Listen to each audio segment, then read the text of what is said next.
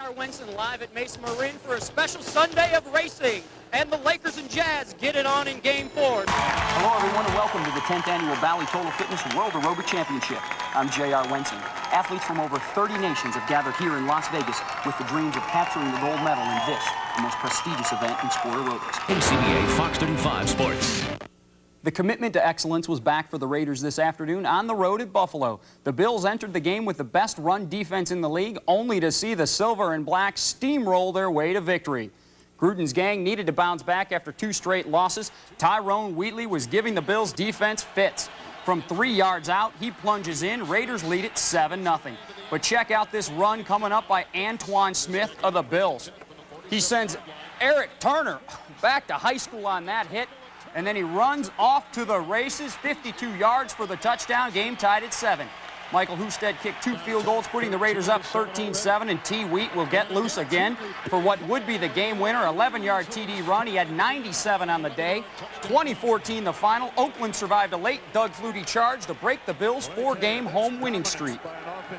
With Steve Young's health in question and Terrell Owens sidelined for today's game as well, the Niners offense would struggle against George Seifert's Panthers. George Seifert won the Super Bowl when he guided the Niners. Coach Mooch still hoping to be there someday. Niners led 9-3 until Steve Berline went to the air and connected with Jeffers for the touchdown. Panthers on top 10-9. Darnell Walker was burned for 3 touchdowns last week, would come off the bench this week and get the lead back for the Niners. Picking off Berline, taking it the distance. It would take a while, though. San Fran goes up by 6. Carolina would seesaw the lead back, and just before the half increase it, Berline, his 3rd TD pass of the game, this one to Wesley Walls, 24-16 Panthers at the half.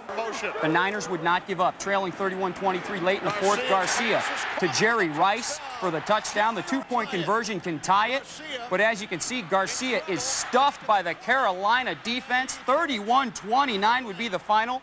San Fran's record falls to 3-3, and it's their 2nd straight loss. On to basketball. Remember last year when the Warriors drafted Vince Carter and then traded him immediately to Toronto for Antoine Jamison? Well, Carter won the Rookie of the Year award last season, and we still wonder why PJ only plays Jamison limited minutes. Today against the Spurs, Carter was rocking the Sky Dome. The Raptors getting jiggy before getting going for the game. Vince Carter playing a little keep away with Avery Johnson. Then showing the crowd, yes, he does do windows. Raptors lead it 45-44. Then in the second half, Antonio Davis tells Mr. Robinson to get out of his neighborhood. Raptors on the break, and Carter rips the one-hander home. Toronto up 6. Carter finished with 39 on the day, going baseline, and he's going to get off again. Would be nice to see him in Warriors gear. Raptors take down the Spurs 98-92. Would be the final. On to baseball now, and the Mets were facing elimination to the Braves once again today. It was a wild one in Queens. They went into extra innings and ended in dramatic fashion. The seats at Shea are packed again. The fans still believe. Braves lead the series 3-1. Bottom of the first, a man on for John Olerud. Was the hero last night, connects again. A 2-run blast gives the Mets the lead. Then in the 4th, the Braves come back.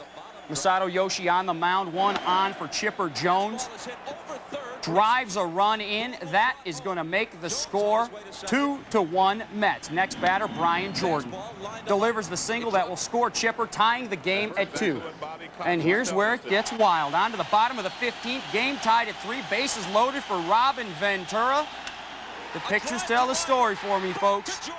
Grand slam. The Never Say Die Mets do it again. 7-3 the final. The Braves still lead the series 3-2. Carlton Fisk threw out the first pitch of Game 4 of the ALCS. Yankees lead the series 2-1. No score, top of 2nd.